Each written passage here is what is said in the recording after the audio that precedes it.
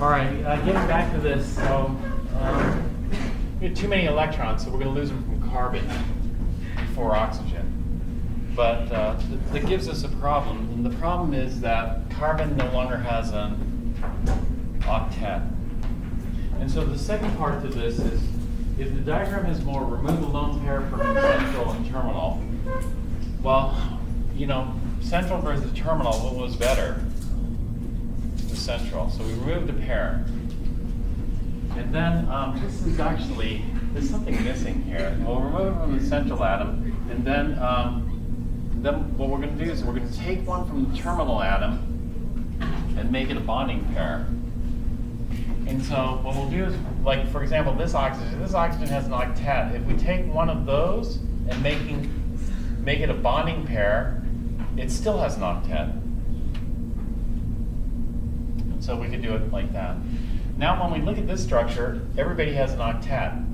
Oxygen, oxygen, carbon, oxygen, and hydrogen has a duet. So we're good. Now let's determine the formal charges. What are the formal charges? Like this oxygen.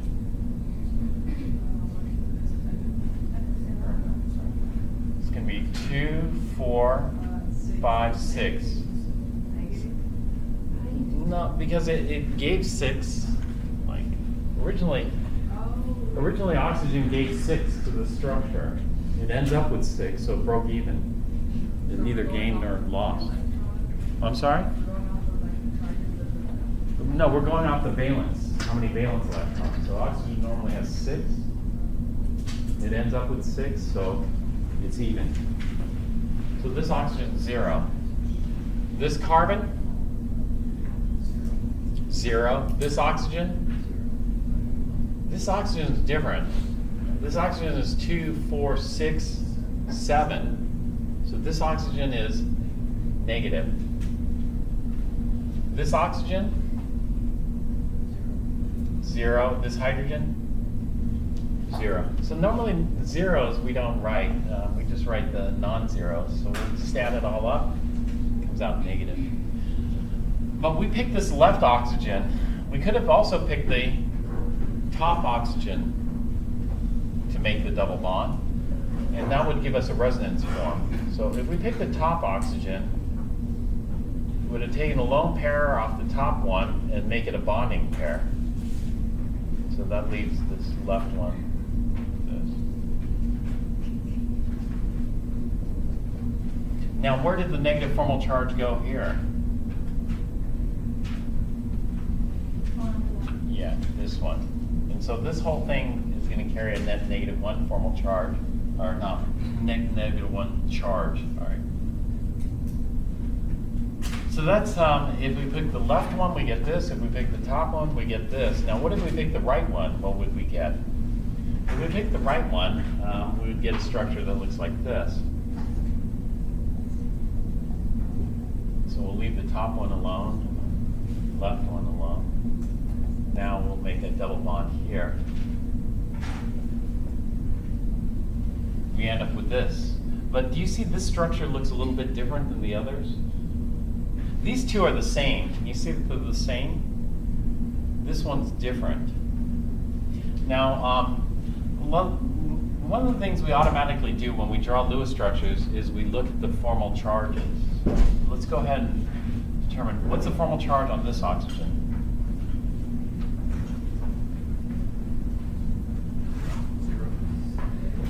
0 seems correct. Recalculate it. Minus 2, 4, 6, 7. It's supposed to have 6. It's up with the extra one. How about this oxygen? What is it? Minus. The carbon? This oxygen.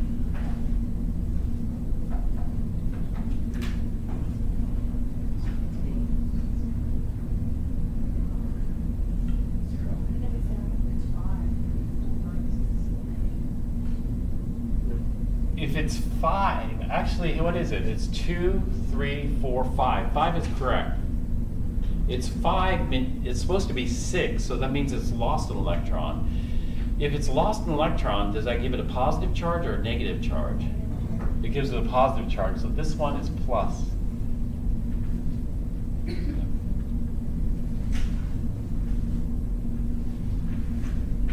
thought each bond was included 2 electrons, so why are we counting it as one on the oxygen-carbon bond? Because formal charge requires us to split it in half.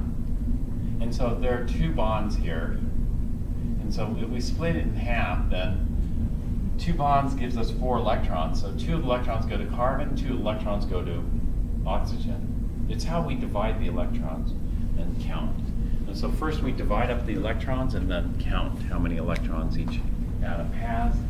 In terms of formal charge, these 2 belong entirely to the oxygen. So 1, 2, and then half of this gives another 1, half of this gives another 1, and half of this gives another 1. It's altogether 5 electrons. It's supposed to have 6, so it's a short one. So it gives it a positive charge.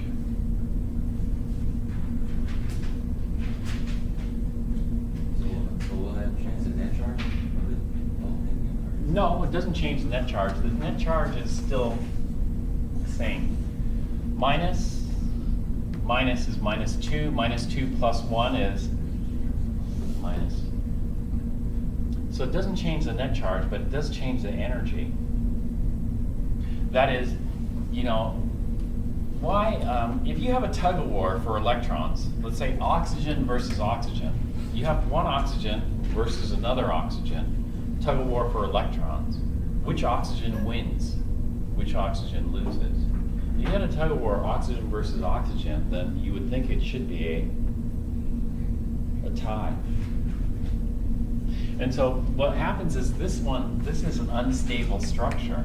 Over here we can't help it because we've got an extra electron. It's got to go somewhere. It's going to go to oxygen.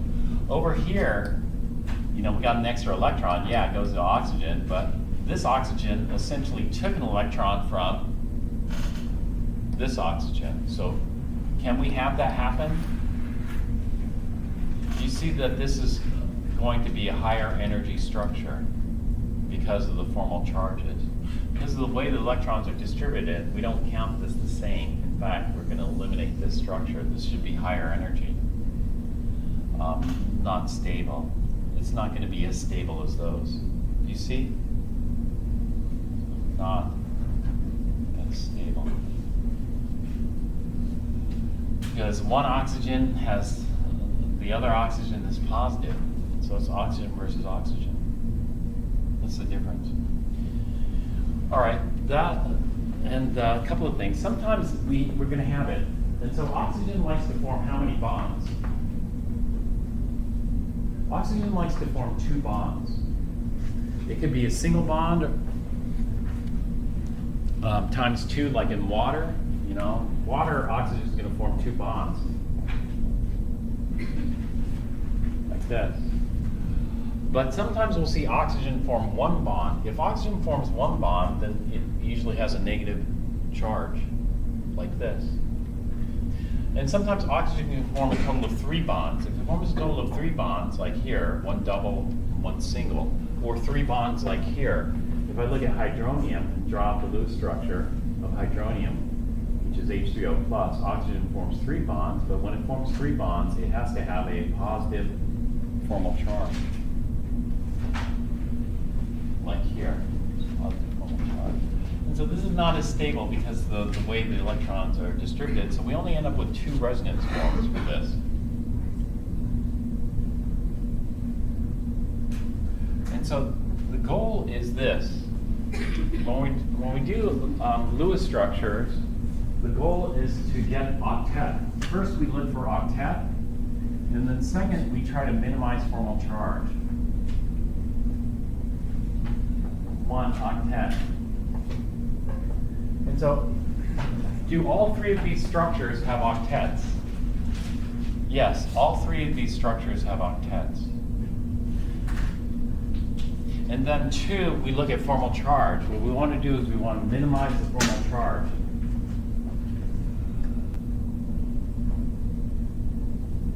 formal charge means somebody came out ahead or somebody came out behind. So we want to try to minimize that and distribute the electrons as evenly as possible. So when we distribute the electrons in this structure, this oxygen came out ahead, this oxygen came out short. Well, that's going to create instability in that structure. Oxygen has an electronegativity 3 point. There's an oxygen electronegativity 3.4. It's fairly high. In the Chem 1A book, the oxygen has electronegativity 3.5. So it's just a slight difference.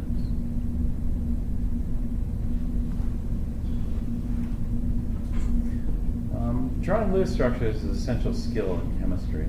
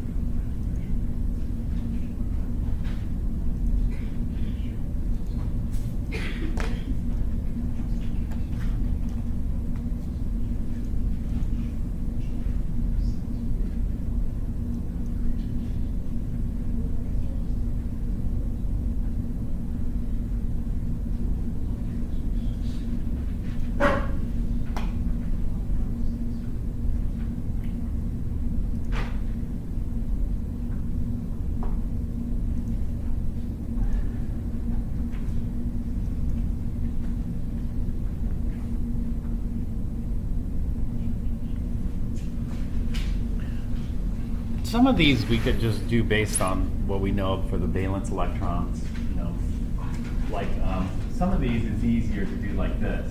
Hydrogen has one valence electron. How many valence electrons does iodine have?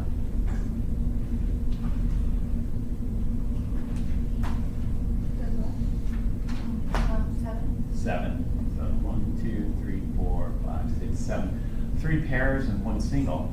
So what happens is iodine tries to take the electron from hydrogen, and it's not going to be totally successful.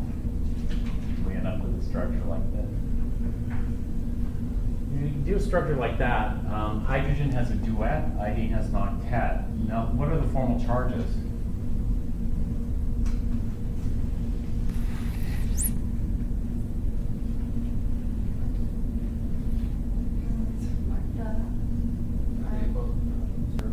They're both 0. So that's the Lewis structure for that. Hydrogen and oxygen. Oxygen has 6 valence electrons. So oxygen needs 2 more to complete its octet. It's going to try to take it from the hydrogens. It's not going to be totally successful because it's going to create a polar bond just like HI up here. We end up with this. What are the formal charges? Water.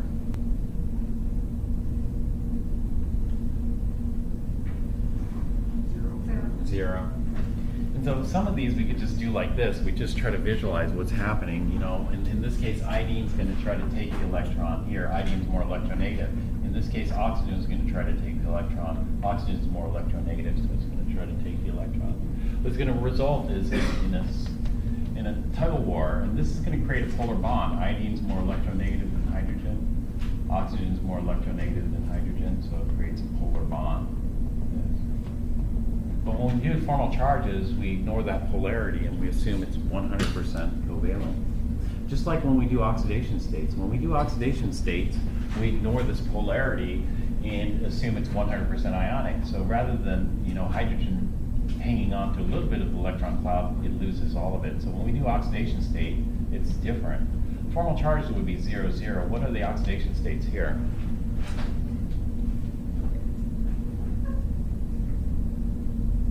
It's winner take all. So iodine takes all the electrons. Hydrogen's left with none. So if iodine takes all the electrons, rather than ending up with 7 as in formal charge, it ends up with 8. It's an oxidation state. So it's -1. Hydrogen will be +1. And so it's just a different way of dividing up the electrons and then counting the difference between formal charge and oxidation state. Formal charges in water are all 0. But oxidation state, winner takes all. So oxygen takes all the electrons, leaving hydrogen with none. So oxygen's 8 electrons minus 2, hydrogen's plus 1.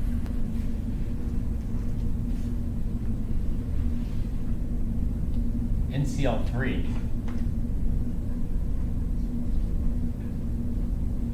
Nitrogen's like this. Chlorine has how many valence electrons? 7. So chlorine and nitrogen are going to fight over the electron, basically. And what's going to result is a sharing type covalent bond situation. The nitrogen wants more. It's going to have 3 chlorine attached to it. Yeah. Formal charges are all 0. Everybody has an octet. Oxidation states, though, are not.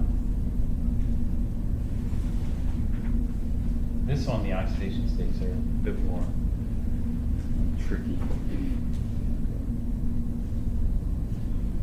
NCl3.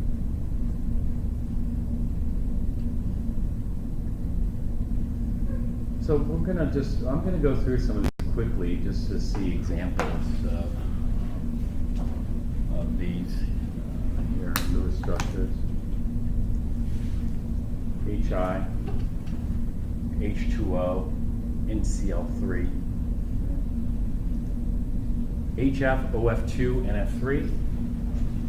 You know, different ways I can think. You know, H usually forms 1 bond, F forms 1 bond. You know, HF should look like this. Hydrogen fluoride or hydrofluoric acid. OF2, you know, fluorine just forms 1 bond, so OF2 is like water. Oxygen in the center, fluorine's like that.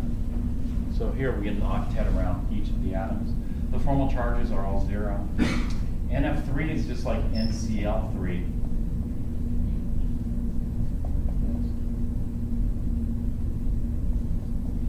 NF3, you know, like ammonia was electron rich, but how about NF3? NF3, we don't consider that electron rich. Why? I mean, everything has an octet like ammonia.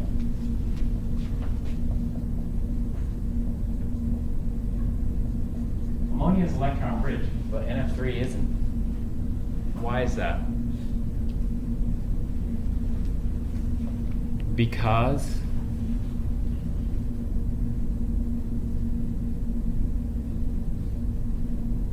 well, what do we do? Do we look at the octet in determining redox? Not really. This has an octet around nitrogen. This has an octet around nitrogen. This has an octet around fluorine. This has a duet around fluorine. So I mean hydrogen. So everything looks good. What about the formal charges? Do the formal charges tell us? No. Formal charges are all 0 here. The formal charges are all 0 here. Now, fluorine's supposed to have 7. It ends up with 7. Nitrogen's supposed to have 5. It ends up with 5. The difference is in the oxidation state. Can you see the difference in oxidation state? Winner takes all. Who wins, fluorine or nitrogen? Fluorine or nitrogen win? Fluorine wins. That means fluorine takes all of these. So fluorine ends up with 8 electrons. It's supposed to have 7, so fluorine ends up with a -1 charge. Nitrogen ends up with only having 2 electrons. It's supposed to have how many? 5, so it ends up with a +3 charge. And so this nitrogen is -3, this nitrogen is +3. You see? This you can burn it, this you can't burn. This doesn't burn. This fluorine's happy with 1 electron, it doesn't want to lose it. It's stable as is. So we can understand some more chemistry depending on how we count and visualize these electrons.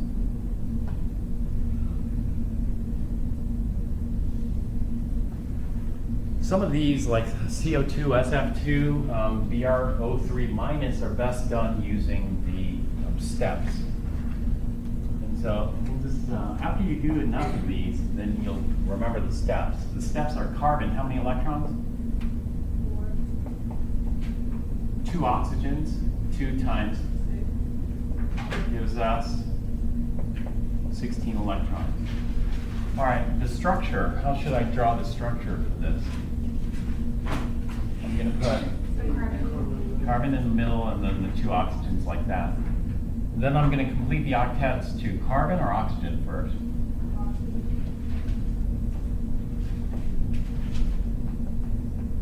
And then to carbon. And then how many electrons do I have in this structure?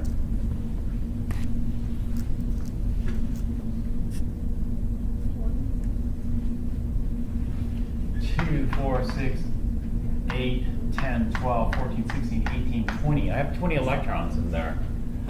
But how many? I'm only allowed 16, so I have to get rid of 4. Who's going to lose the 4 electrons? Who will lose the 4 electrons? Carbon. Carbon's going to lose all 4 from the pairs, 2 pairs like that. Well, that means carbon's not happy. Why is carbon not happy? It doesn't have an octet. And so what should we do next? Yeah, form 2 double bonds. Should I form 2 double bonds on one side, make it triple? No. We're going to keep this fair.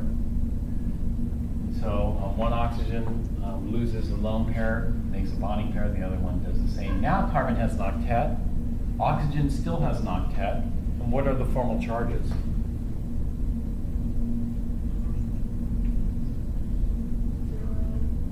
Zero. That's 2, 4, 5, 6. It's supposed to have 6 is 0. 1, 2, 3, 4. It's supposed to have 4. 2, 4, 5, 6. It's supposed to have 6 is 0, 0, 0. The formal charges. So let's get CO2. Let's go to SF2 next. SF2. Sulfur has how many valence? 6. And 2 fluorines. That's 2 times 14 plus 6 is 20 electrons altogether.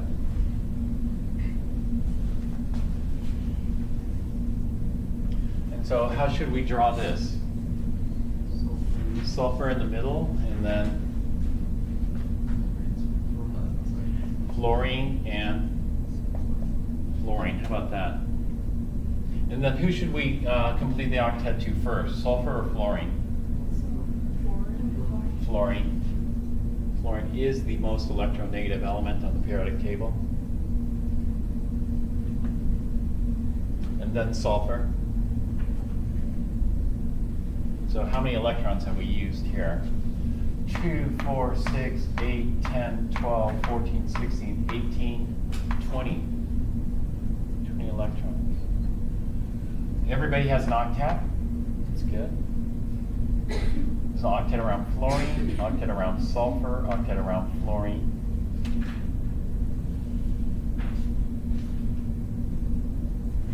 What's the formal charges? All zeros. So this is a good structure. And so usually, when I'm looking at this, first thing I look at is octet. And everybody has an octet. Next thing I look at is formal charge. And formal charge, we split up the electrons differently. We'll split those in half. Split these in half. We can count them. And the last thing, this is optional. You don't have to look at this unless you're looking for redox properties. If you're looking for redox properties, then we look at oxidation state. If I look at oxidation state, winner takes all. So fluorine can take all. Fluorine takes all. So when I look at the oxidation state, each fluorine ends up with 8, which is minus 1. And sulfur ends up with 2, 4. It's supposed to have 6, so it ends up as plus 2. So it's oxidation state. It's different, but when we're doing Lewis structures, two most important things are octet and formal charge. So SF2. And oxidation state we typically don't do yet. Later we'll do. Let's look at BrO3 minus. What's BrO3 minus called? Bromate. So let's check out bromate to figure out what its structure is. BrO3 minus. Bromine has how many valence electrons? 7. 3 oxygens, would be 3 times 6, 18. And then a -1 charge, which is 1 extra electron. Either the negative charge. So it's 18 plus 8 is 26 electrons. Okay, how should I draw the structure for this? Put the Br and then the oxygens. Let's do it like this. Done earlier. And then what? Yeah, let's fill up the octets, the oxygens first.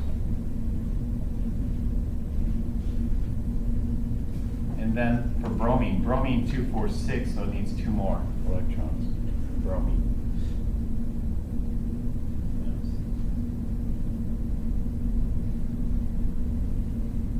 So let's count up the electrons here. What do we have for electrons?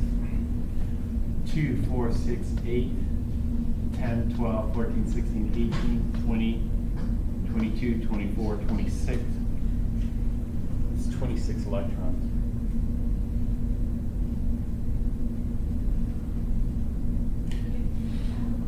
Uh-huh. So for the bromine, you count in the bonds as 2 each, right? 2 each. Yeah.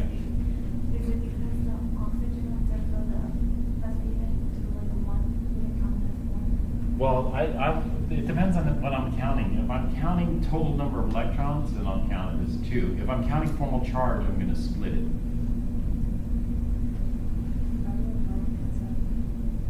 And so I'm just checking how many total electrons I have in the structure.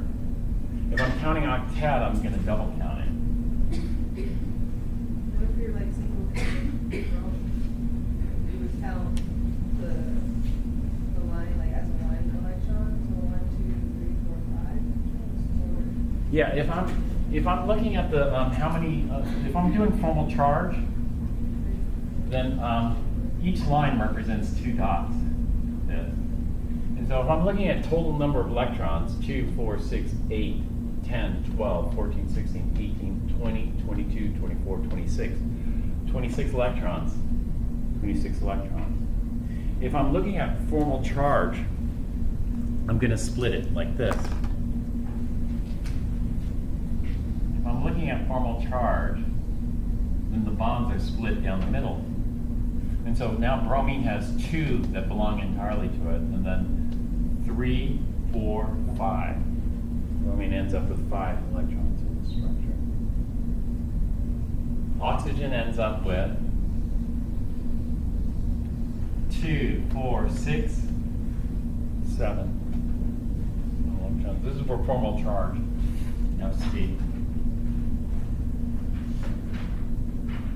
And so even though the octet is around everything, and we have the right number of electrons, 26 electrons, the formal charges are what? This oxygen has a formal charge of minus. In fact, all the oxygens are the same. They're all going to have a formal charge of minus. The 3 lone pairs and 1 bond. They're all minus. And that bromine is supposed to have 7, but it only has 5. So that gives it a +2.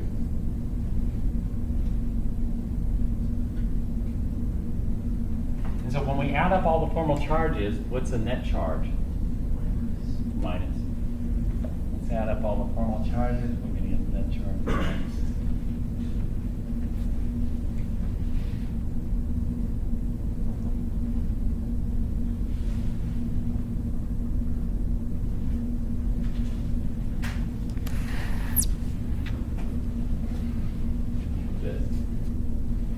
Sometimes there's a concept of expanded octets.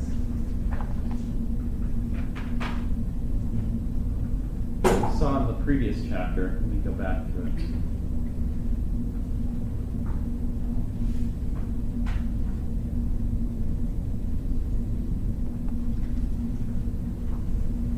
In the previous chapter, there's something called an expanded octet. You look at this phosphorus. Does this phosphorus have an octet? No, it doesn't. It has 2, 4, 6, 8, 10. It's 10 electrons. This sulfur, if you count the total number surrounding it, 2, 4, 6, 8, 10, 12. 12 electrons. Those are called expanded octets. Some elements are capable of expanding octets, like bromine. Bromine may expand its octet to do this.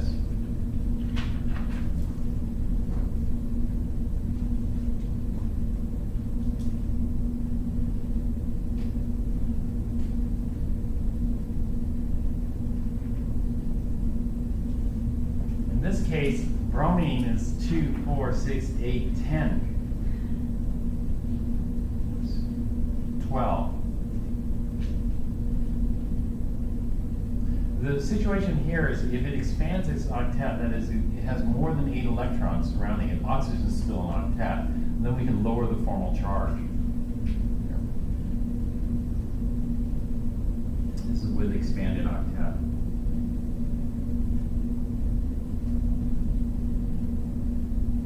We'll talk about expanded octet later. But for right now, this is the structure. The structure for bromate, what we're going to use is this one.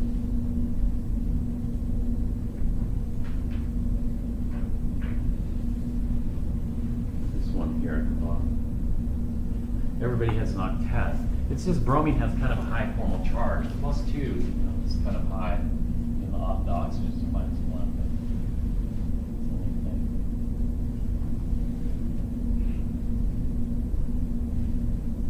That's bromate. What's this one called? BRO minus.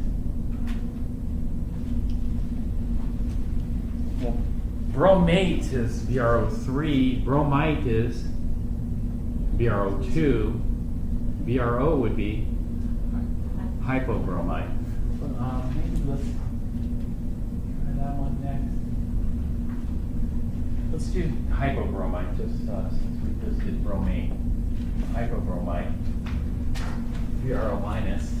So bromine, 7 electrons, oxygen, 6 electrons, and then the -1 charge is +1 electron.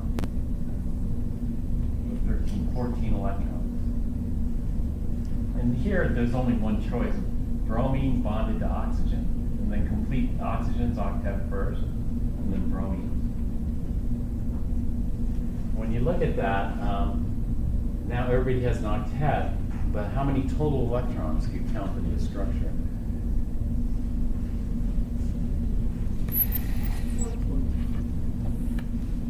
Um, 2, 4, 6, 8, 10, 12, 14.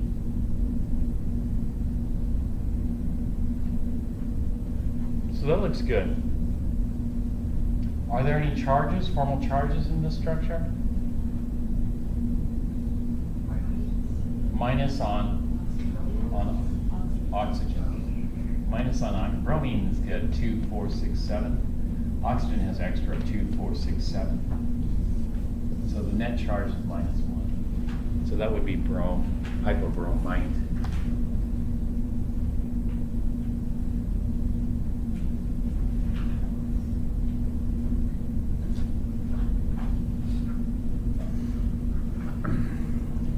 Do some practice. We'll just look at some examples here. More familiar with these.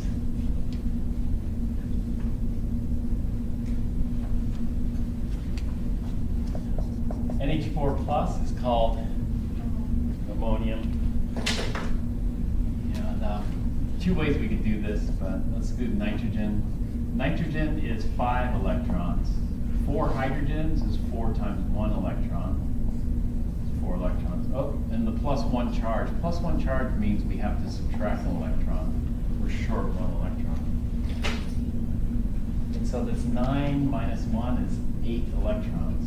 Then we'll throw the nitrogen here and then the 4 hydrogens. and that takes care of 8 electrons. Is there any charge? Formal charge. Everybody has, well, nitrogen has an octet, hydrogen has a duet, so everybody's happy. But what about the charge? Yeah, nitrogen has a, and hydrogens are 0. So we'll just add it up. Gives us a plus net charge here. It's ammonium. pH 3 is called phosphine.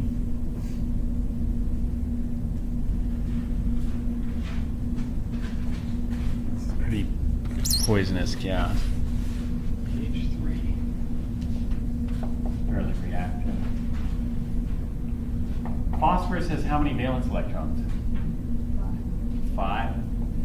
And then 3 hydrogens gives us 3 electrons. No charge, so it gives us 8 electrons.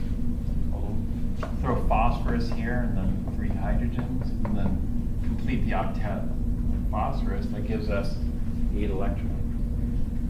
No formal charges, phosphine.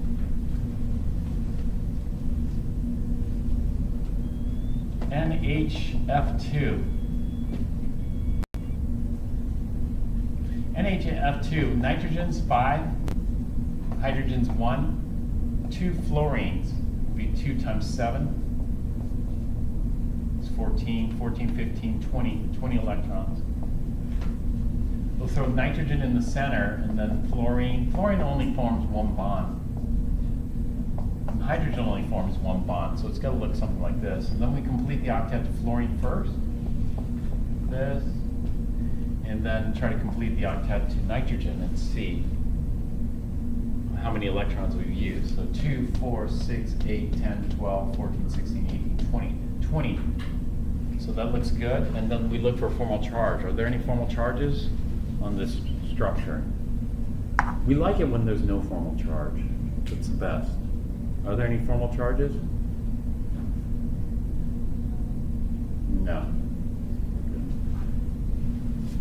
That would be that structure.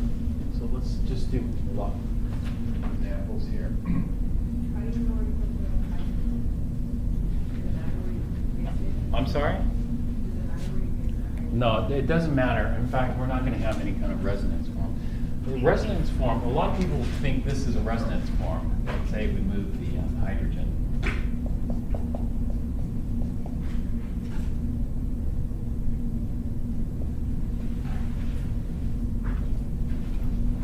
This is not a resonance form. This is the same structure. It's not a resonance form. When we do resonance forms, we do not move the atoms. The same. It doesn't matter, you know, this is the same structure. These are equal. It doesn't matter where we put it. And so I shouldn't have X'd this out. This is fine. You put the hydrogen anywhere you want. But it's not a unique resonance form. We don't want to use this. We use this.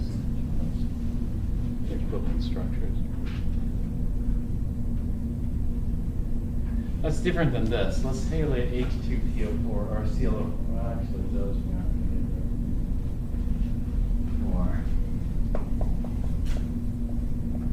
get. What's H2PO4 minus called?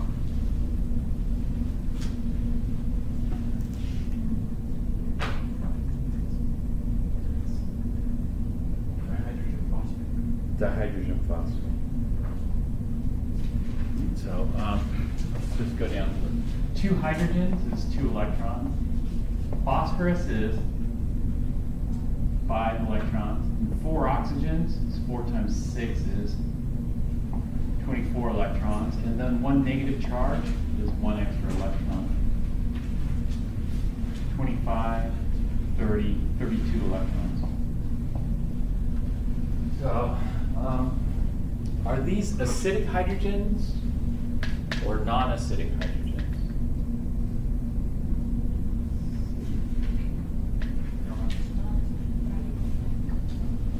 Well, you know, this comes from H3PO4. H3PO4, are all 3 hydrogens in H3PO4 acidic?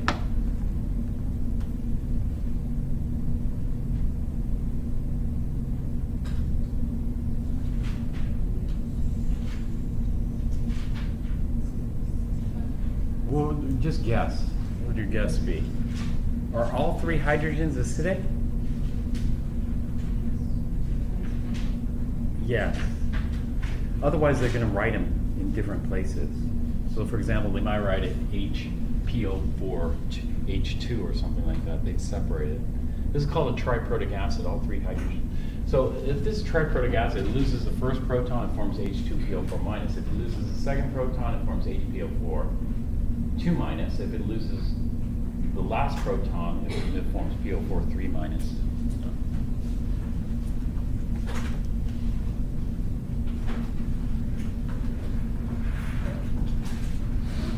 Okay, unfortunately, I guess we're out of time. So, out of time, we'll do some more Lewis structure practice.